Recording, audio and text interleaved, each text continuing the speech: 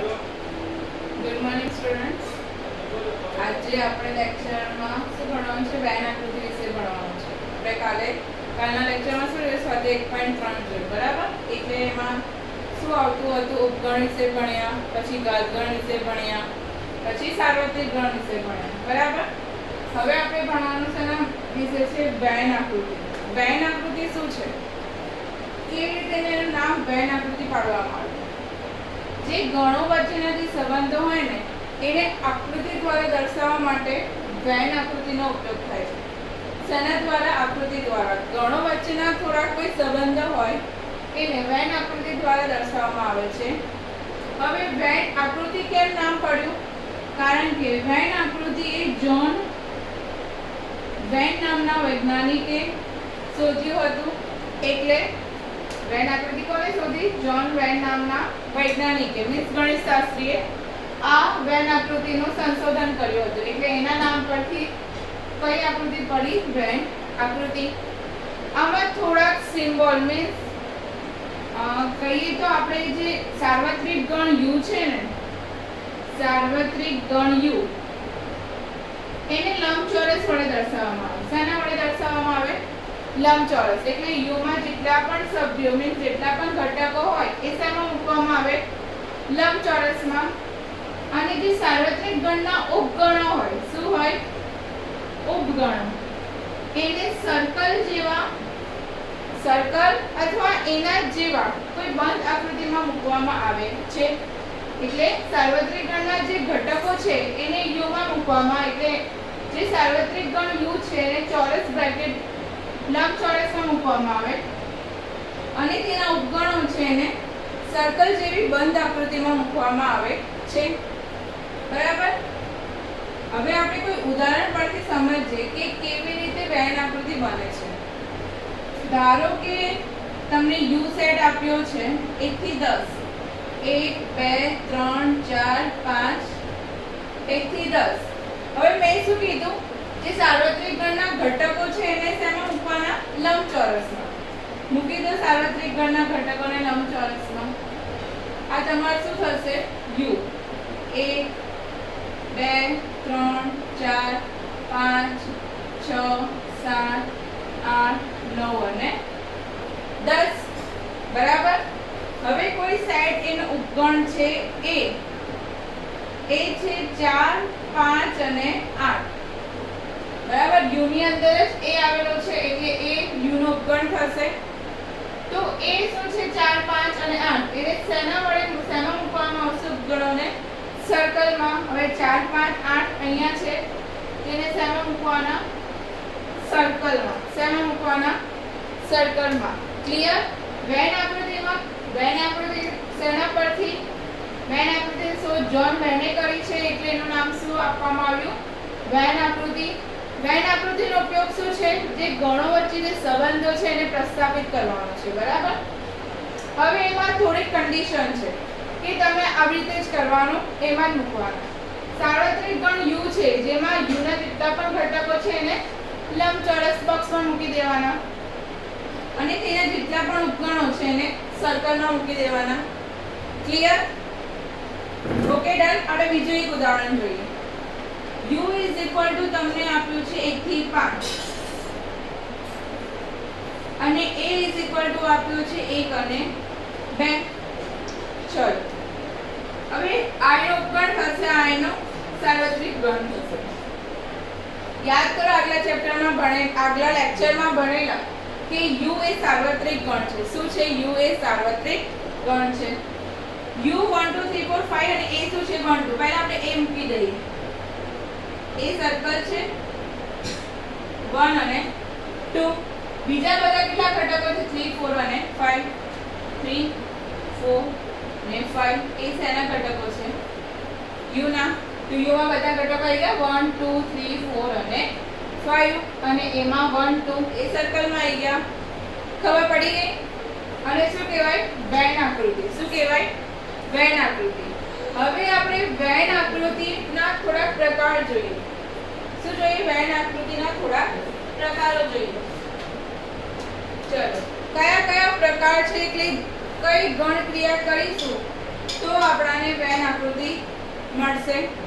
એટલે વેન આકૃતિ માટે 3 ગણ ક્રિયાઓ છે. કઈ કઈ? એક યોગગણ, બીજું છેદગણ અને ત્રીજું બે ગણો વચ્ચેનો તફાવત. આપણે જોઈએ હવે આગલા. ચલો હવે જોઈએ ગણ ક્રિયાઓ. કઈ કઈ ક્રિયાઓ થશે?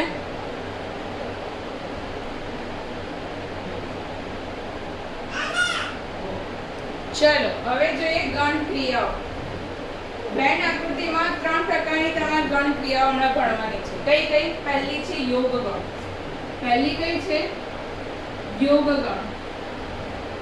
બીજી છે છેદગણ અને ત્રીજી છે તફાવતનો ગણ.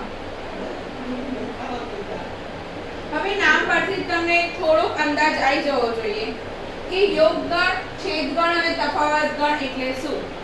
યોગ એટલે બધું સમાઈ લેવાનું, એટલે એને શું કહેવાય? યોગ. છેદ એટલે જેમાં વસ્તુ કોમન હોય, જેમાં બંને ગણમાં જે વસ્તુ આવતી હોય એને શું કહેવાય? છેદગણ. અને તફાવત માટે a માંથી b બાદ કરી દેવાનું. એ આપણે ભણીએ. પહેલું આપણે ભણીએ યોગગણ વિશે. તેના વિશે? યોગગણ વિશે. ચલો યોગગણ એટલે શું? તમને બે સેટ આપ્યા હશે, એક a અને એક b. એક a સેટ આપ્યો હશે અને એક b સેટ આપ્યો હશે. બરાબર? સેટ એટલે ગણ આપ્યો હશે. એ બંનેમાં આવતા તમામે તમામ ઘટકો લઈ લેવાના. એટલે અહીંયા જેટલા ઘટકો અને અહીંયા જેટલા ઘટકો એનો સરવાળો. એટલે સરવાળો આપણે વત્તાકાર કરવાનો નથી. આમાં જેટલા ઘટકોની સંખ્યા, આમાં જેટલા ઘટકો છે અને આમાં જેટલા ઘટકો છે એ બંને ઘટકો લઈ લેવાના. એને શું કહેવાય? યોગગણ. શું કહેવાય? યોગગણ. ચલો એની વ્યાખ્યા જોઈએ. ગણ એ અથવા ગણ બી માં આવતા, ગણ એ અથવા ગણ બી માં આવતા તમામ ઘટકોથી બનતા, તમામ ઘટકોથી બનતા ગણને શું કહેવાય? યોગગણ. અને એનો મતલબ શું? a અને b માં આવેલા તમામે તમામ સદસ્યો યોગગણમાં આવી જશે. યોગગણને કેવી રીતે દર્શાવવામાં આવે? a union b. અને શું કહેવાય? યુનિયન. શું કહેવાય? યુનિયન. a union b. યોગગણને ઇંગ્લિશમાં યુનિયન કહેવાય. બરાબર? તો a યોગ b એને સંકેતમાં આવી રીતે દર્શાવવામાં આવે. હવે એનો વેન આકૃતિ કેવી હશે? બધામાં સાર્વત્રિક ગણ તો હશે જ. u. આ તમારો ગણ a, આ તમારો ગણ b અને એમાં જે બંનેમાં કોમન હોય ને એ શું થશે? a union b. શું થશે? a union b. એટલે a યુનિયન b માં આવેલા તમામે તમામ સદસ્યો આખું યુનિયન છે. શું છે? યુનિયન. એટલે એમાં પણ રહેલા સંખ્યા, b માં પણ રહેલા સંખ્યા અને બંનેમાં સામાન્ય જે હોય એ પણ અંદર લેવાના. પડી ખબર? a યુનિયન b કેવી રીતે થશે? ફરી સમજાવું છું. આ a છે, આ a સેટ છે, આ એનો b સેટ છે.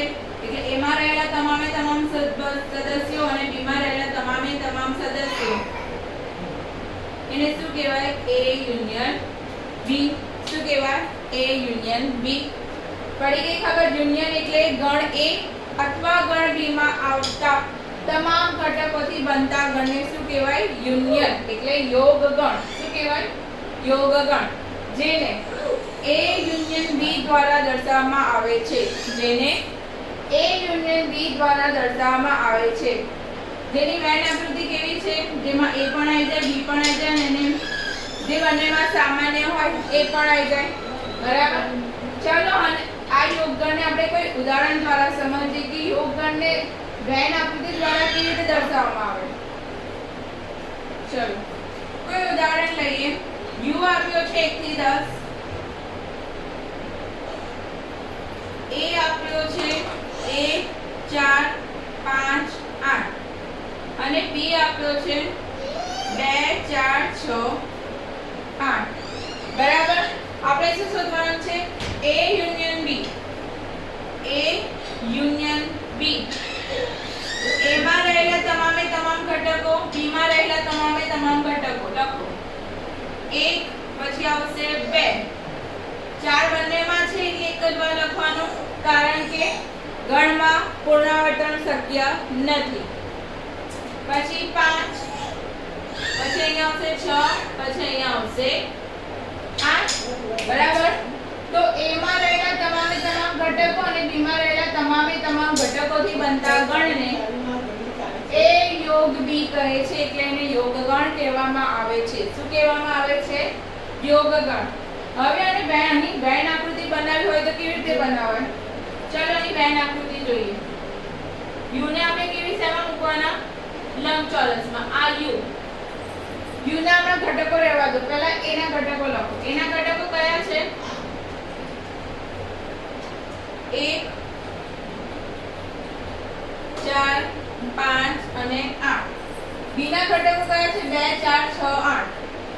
પણ u માં 2 વખત 4 ના આવે, એટલે જેમાં એ કોમન છે ક્યાં મૂકી દો? વચ્ચે મૂકી દો. અહીંયા શું આવશે? 4, કારણ કે બંનેમાં 4 સામાન્ય છે. જે વસ્તુ સામાન્ય આવે એ ક્યાં મૂકી દેવાના? જે નાનું અંતર છે ને એ નાનું એ મૂકી દો. પછી b માં શું છે? 2 4 6 8. 2 4 તો b માં આવી ગયો. 2 4 6. બંનેમાં 8 પણ સામાન્ય છે, તો અહીંયા શું આવશે? 8. તો અહીંયા 8 નહીં આવે. 4 અને 8 અને આ b. તો આ આખા ગણને શું કહેવાય? A યોગ B. શું કહેવાય? A યોગ B. હવે એના સિવાયના જે રહ્યા છે u માં મૂકી દો. 1 આવી ગયો, 2 આવી ગયો, 3 નથી આવ્યો, 3 બહાર આવશે. 4 આવી ગયો, 5 આવી ગયો, 6 આવી ગયો, 7 નથી આવ્યો, 8 આવી ગયો, 9 અને 10. ક્લિયર? જો અમે શું કર્યું? આપણે u સાર્વત્રિક ગણ આપેલો છે, a અને b આપેલો છે, તો આપણે શું શોધવાનો? A યોગ b. હવે યોગગણનો મતલબ શું? કે ગણ a માં જેટલા સદસ્યો હોય અને ગણ b માં જેટલા સદસ્યો બધા લઈ લેવાના. તો એને શું કહેવાય? A યોગ b. પણ જેમાં એક ઘટક 2 વખત આવતો હોય તો એક જ વાર લખવાનો, અને જે ઘટક વારંવાર આવતો હોય એટલે અહીંયા 4 છે, આમાં પણ 4 છે, કે બંનેમાં 4 4 આવે છે, તે ક્યાં મૂકવાના? અહીંયા વચ્ચે મૂકવાના. જે સર્કલ બંનેમાં છેદે છે એટલે અહીંયા આ જેનું કોમન પોઈન્ટ થાય. શું થાય? કોમન. એટલે અહીંયા જેટલા પણ બંને ગણમાં આવતા હશે અહીંયા મૂકી દેવાના. બરાબર? એટલે 2. તો આપણે યોગગણ શું થયો? 1 2 4 5 6 અને 8. પડી ગઈ ખબર? હવે આપણે જોઈએ છેદગણ. શું જોઈએ? છેદગણ. છેદગણ ભણતા પહેલા આપણે યોગ ક્રિયાના કોઈ કેટલાક ગુણધર્મો છે એના પર ધ્યાન આપીએ. પહેલું ગુણધર્મ કયો છે? ક્રમનો નિયમ. કયો નિયમ? ક્રમનો નિયમ. એટલે a યોગ b કરો તો b યોગ a. બંનેનો જવાબ કેવો આવે? સરખો આવે. a યોગ b બરાબર b યોગ a. પછી બીજો છે જૂથનો નિયમ. કયો નિયમ? જૂથનો નિયમ. a યોગ b યોગ c બરાબર a યોગ b યોગ c. તમારે આમાં આ તમારે હોમવર્કમાં કરવાના છે. કેટલાક એક ઉદાહરણ લઈને સાબિતી આપવાનું છે કે a યોગ b બરાબર b યોગ a થાય છે કે નહીં. હવે a યોગ 5 એટલે ખાલી ગણ. ખાલી ગણની અંદર કોઈ સદસ્ય ના હોય તો શેના સદસ્ય આવે? એના સદસ્ય આવે. a યોગ a. હવે a નો પોતાના જોડે યોગ કરીશું તો તમને શું મળશે? a જ મળશે. u યોગ a. સાર્વત્રિક ગણનો a જોડે યોગ કરીશું એટલે સાર્વત્રિક ગણમાં રહેલા બધા સદસ્યો હોય તો સંદર્ભ, એટલે u યોગ a બરાબર શું થશે? u. હવે તમને આમાં કેવી રીતે એક્ઝામ્પલ લેવાના છે હું તમને સમજાવી દઉં. બરાબર? ચલો પહેલું આપણે પ્રૂવ કરીએ કે a યોગ b બરાબર a લઈ લઈએ આપણે. u તો લઈ લો. u 1 થી 10. a બરાબર 1 2 3 અને b બરાબર 2 4 6. બરાબર? પહેલું ડાબા બાજુ શું છે? a યોગ b. શું છે? a યોગ b. એટલે a અને b માં આવતા તમામે તમામ ઘટકો લખી કાઢવાના. એના ઘટક કઈ છે?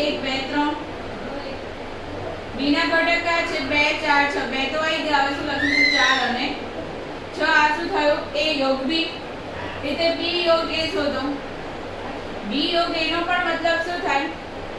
b માં રહેલા ઘટકો તમામે તમામ ઘટકો અને a માં રહેલા તમામે તમામ ઘટકો.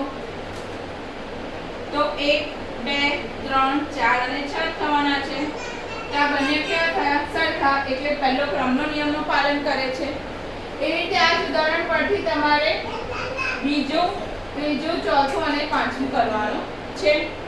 બરાબર? આવડશે? આ શું છે? યોગ ક્રિયાના ગુણધર્મો. કયો ગુણધર્મ છે? ક્રમનો નિયમ છે, જૂથનો નિયમ છે, પછી a યોગ phi બરાબર a થાય, a યોગ a બરાબર a થાય, u યોગ a બરાબર u થાય. આ ગુણધર્મો યાદ રાખવાના છે. બરાબર?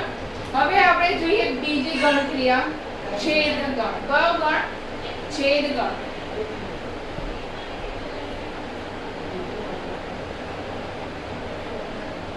ચલો હવે જોઈએ છેદ ગણ. છેદ ગણ એટલે શું?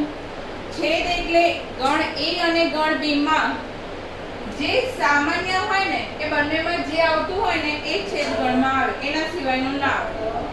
એનો મતલબ ગણ a અને ગણ a અને ગણ b બંને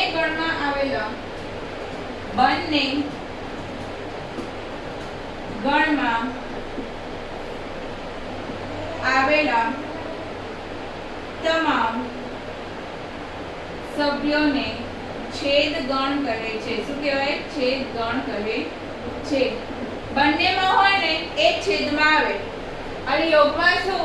બંનેમાં જેટલા પણ ઘટકો છે એ આવી જાય અંદર. 6 ને 1 ને 1 રિપીટ થતો હોય વાંધો નહીં. આમાં શું છે? એ બંનેમાં એક ઘટક હોવો જોઈએ. ધારો કે પેલા ઉપર 2 હોય ને નીચે 2 ના હોય તો એ ઘટક ના આવે. ઉપરના ગણમાં એ ગણમાં 2 છે અને બી ગણમાં 2 છે તો એ છેદ ગણમાં આવે. એટલે જે સામાન્ય હોય ને બંનેમાં એ એના છેદ ગણમાં આવે. હવે છેદ ગણને a ઊંધો u કેવી રીતે લખવાનો? ઊંધો u b a છેદ b વડે દર્શાવવામાં આવે છે. હવે વેન આકૃતિ એની કેવી થશે? છેદ ગણની વેન આકૃતિ આ છે u. આવું તો લખી રાખવાનું u. કારણ કે છેદ ગણ બધું ભણવા માટે મેં તમને પહેલા જ કીધું. વેન આકૃતિ ભણવા માટે સાર્વત્રિક ગણનો ઉપયોગ તો થવાનો છે. બરાબર? ચલો u a અને b, a અને આ b. હવે a અને b ના આ જે સામાન્ય હોય ને જે બંનેમાં આવતા હોય ને એ ઘટકો વચ્ચે આપણે લખીએ છીએ. સામાન્ય આપણે બંનેમાં આવે છે તો એને શું કહેવાય? a છેદ b. જે લાઈનથી ડ્રો કર્યા છે ને એ શું છે? તમારો a છેદ b. બરાબર? આ એની વેન આકૃતિ થઈ. પડી ગઈ ખબર? યોગ ગણમાં તમામે તમામ ઘટકો આવી જશે, પણ છેદ ગણમાં જે બંનેમાં હશે એ જ આવશે. ક્લિયર? છેદ ગણ અને યોગ ગણ ક્લિયર થયો? ચલો હવે આપણે ભણીએ. હવે આને કોઈ ઉદાહરણ દ્વારા સમજીએ કે કેવી રીતે થશે. બરાબર? u લઉં છું 1 થી 10. તમને એવું થશે મેડમ શું u 1 ને 1 લો છો? ગમે તે લેવાય. તમારે 1 થી 100 લેવું હોય તો લઈ શકો છો. આ તો ઉદાહરણ નાનું લે એટલે સારું. a = 1 4 5 8. b = 1 અને 2. બરાબર? હવે a છેદ b, છેદ એટલે ઊંધો u. a છેદ b નો મતલબ ગણ a અને ગણ b માં બંનેમાં હોય એવો સભ્ય આવે. બંનેમાં હોય એવો સભ્ય તો ખાલી એક જ છે. 2 આમાં નથી, 4 5 8 આમાં નથી. એટલે બંનેમાં કયો સભ્ય છે? બંનેમાં કયો સભ્ય છે? ખાલી એક. તેના છેદગણમાં શું આવશે? ખાલી 1. બરાબર? હવે આને વેન આકૃતિ દ્વારા સમજીએ. u શું છે? 1 થી 10. એ તો આમાં આવી જશે a b. a અને b આ વચ્ચેનું જે છે એ શું છે? a છેદ b. હવે છેદમાં કયો આવ્યો? ખાલી ઘટક 1. કયો ઘટક આવ્યો? ખાલી 1. બરાબર? ગણ એમાં કયા ઘટકો છે 4 5 8 એક તો અંદર આવી ગયો હવે અંદર શું આવશે 4 5 અને 8 અને બી ની અંદર 1 એક તો આવી ગયો ની અંદર તો અહીંયા શું આવશે 2 બાકી રહ્યા સદસ્યો ક્યાં આવશે 12 ગોળમાં નહીં આવે બરાબર સર્કલમાં નહીં આવે એટલે 12 આવી જશે એક આવી ગયો 2 આવી ગયો અહીંયા 3 4 આવી ગયો 5 આવી ગયો 6 7 8 આવી ગયો છે એટલે 9 અને 10 આ તમારી શું થઈ યોગ છેદ ગણની મેન આકૃતિ બરાબર ફરી સમજી લો યોગ ગણ એટલે તમામે તમામ સદસ્યો આવી જવા જોઈએ ગણ એ અને ગણ બી ના તમામે તમામ સદસ્યો યોગ ગણમાં આવશે અને છેદ ગણમાં જે બંનેમાં સદસ્ય હશે એ જ આવશે બરાબર ક્લિયર છેદ ગણને ઊંધો યુ અને યોગ ગણને છતો યુ ચલો તો હવે છેદ ગણના થોડા ગુણધર્મો સમજી લઈએ પછી આપણે જઈએ એનો થર્ડ ગણક્રિયો ત્રીજી ગણક્રિયા કઈ ગણક્રિયા તફાવતની કઈ ગણક્રિયા તફાવતની ચલો પહેલા છેદ ગણના આપણે ગુણધર્મો જોઈ લઈએ જેવા યોગ ગણમાં આપણે ભણ્યા એવા છેદ ગણમાં ગુણધર્મો છે પણ થોડુંક અલગ છે ચલો હવે ગણક્રિયામાં છેદ ક્રિયાના કેટલાક ગુણધર્મો જોઈએ આપણે યોગ ક્રિયામાં જોયા યોગ ક્રિયાના કેટલાક ગુણધર્મો જોયા એવા છેદ ક્રિયાના જોઈએ a છેદ b બરાબર b છેદ a ક્રમનો નિયમ પાલન કરે છે a છેદ b છેદ c a છેદ b છેદ c જૂથના નિયમનો પણ આ પાલન કરે છે પછી phi છેદ a બરાબર phi શું થાય phi છેદ a phi એટલે કોઈ ઘટક જ નહીં છેદ a બરાબર phi એટલે એમાં પણ કોઈ ઘટક નહીં આવે કારણ કે a માં અને phi માં કોઈ સામાન્ય કોઈ ઘટક જ નહીં હોય બરાબર u છેદ a બરાબર a પછી a છેદ a બરાબર a આ છઠ્ઠો એ યોગ અને છેદ ક્રિયાના ગુણધર્મોનો મિશ્રક છે શું છે મિશ્રક દેખજો a છેદ b યુનિયન c શું છે a છેદ b યુનિયન c તો a યુનિયન b યોગ b a યુનિયન c બરાબર અને કયો ગુણધર્મ કહેવાય અને વિભાજનનો નિયમ કહેવાય શેનો નિયમ કહેવાય વિભાજનનો નિયમ ક્લિયર આમાં પણ તમારે આ ઉદાહરણ લઈને કરવાનું છે u બરાબર 1 થી 10 a બરાબર 2 4 6 8 b બરાબર 1 2 3 4 અને 5 આ ઉદાહરણ લઈને તમારે 6 ગુણધર્મો નું પાલન થાય છે કે નહીં એ તમારે હોમવર્કમાં કરવાનું છે તો તમારું હોમવર્ક શું થયું યોગ ક્રિયાના કેટલાક ગુણધર્મો ચકાસવાના અને છેદ ક્રિયાના કેટલાક ગુણધર્મો આ ઉદાહરણની મદદથી તમારે ચકાસવાના છે બરાબર હવે આપણે વેન આકૃતિ પરથી જોઈએ કે કયા કયા ઉપયોગ થાય છે એટલે કયો ગણ બને છે a છેદ b બને છે b છેદ a બને છે શું બને છે આપણે થોડાક ઉદાહરણ પરથી જોઈએ ચલો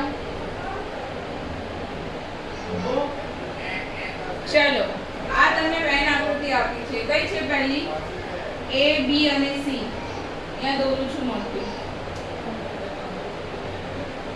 આ a છે આ b છે અને આ c છે બરાબર એમાં કયો ભાગ શેડેડ છે કયા ભાગમાં લાઈન કરી છે એક આ ભાગ એટલે આખો b અને આખો c અને આખો c b ના પણ તમામ સદસ્યો આવે છે અને c ના પણ તમામ સદસ્યો આવે છે તો આ શેની વેન આકૃતિ હશે b યુનિયન c શેની હશે b યુનિયન c બરાબર b ના તમામ સદસ્યો અને c ના તમામ સદસ્યો એમાં આવે છે એટલે b યુનિયન c ની આકૃતિ હશે પછી જઈએ તમને એવું થશે કે મેમ આ a માં તો આવે છે પણ એ કદાચ એ b અને એનો સામાન્ય ઘટક હશે શું હશે b અને એનો સામાન્ય ઘટક તો b અને c ના સામાન્ય b અને એના સામાન્ય ઘટકને આપણે વચ્ચે લખીએ છીએ બરાબર એવી રીતે અહીંયા a અને c નો સામાન્ય ઘટક હશે બરાબર આખો ભાગ કવર થઈ જાય છે એટલે b અને c ના તમામ ઘટકો આવે છે એટલે યુનિયન હશે પછી આ થઈ ગયું પછી આ જોઈએ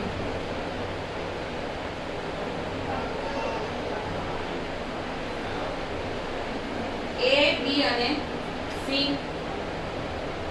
આમાં કયા ભાગ આવે છે? ખાલી આ વચ્ચેના જ ભાગ આવે છે. કયા ભાગ આવે છે? વચ્ચેના ભાગ. જેમાં શું કવર થાય છે? ખાલી a નો છેદગણ અને c નો છેદગણ થાય છે. એટલે એના જે કોમન હશે a અને c ના જે કોમન હશે એ જ આવે છે, કારણ કે a અને c આખો તો નથી આવતો. બરાબર, વચ્ચેના જ ખાલી જે આવું આવે, આ બે સર્કલની જે વચ્ચે હોય એ જેટલા, એટલે વચ્ચેનો મતલબ છેદગણ. પણ આમાં જો a ના અને c ના, તો આ શેની આકૃતિ હશે? a છેદ c. શેની આકૃતિ હશે? a છેદ c. એવી રીતે આમાં જો આ જોઈ લીધું શેની હતી? a છેદ c ની. હવે આમાં જો આમાં શું છે? a નો ભાગ કવર થાય છે અને b નો ભાગ કવર થાય છે. શેનો ભાગ કવર થાય છે? સોરી, આ જોઈ લીધી. હવે આપણે આ જો b નો ભાગ કવર થાય છે અને a નો ભાગ કવર થાય છે. આ a નો છેદગણ છે અને આ b નો છેદગણ છે, એટલે a છેદ b થાય. બરાબર, ક્લિયર? નાનો ભાગ થતો હોય એટલે વચ્ચેનો જે a સર્કલ અને b સર્કલની જે વચ્ચે આવે તો એને શું કહેવાય? છેદ. અને આખો a અને b આવી જાય તો એને શું કહેવાય? યોગ. બરાબર, ક્લિયર? હવે આગળ ભણીએ આપણે તફાવત ગણ. શેના વિશે? તફાવત ગણ. આપણે આગલા લેક્ચરમાં ભણીશું તફાવત ગણ વિશે. ચલો, થેન્ક યુ સ્ટુડન્ટ્સ. હોમવર્કમાં તમને આપી દીધું છે. શું હોમવર્કમાં આપ્યું હતું? યોગગણ અને છેદગણના જે ગુણધર્મો છે એને ચકાસવાના છે. નીચે ઉદાહરણ લખ્યું હતું, એ ઉદાહરણની મદદથી તમને ડાબા બરાબર જવાબ લાવવાનો છે. કોઈ પણ પ્રોબ્લેમ થાય, કશા પણ ટોપિકમાં ના ખબર પડે તો મને તરત મેસેજ યા ફોન કરી શકો છો. Thank you students.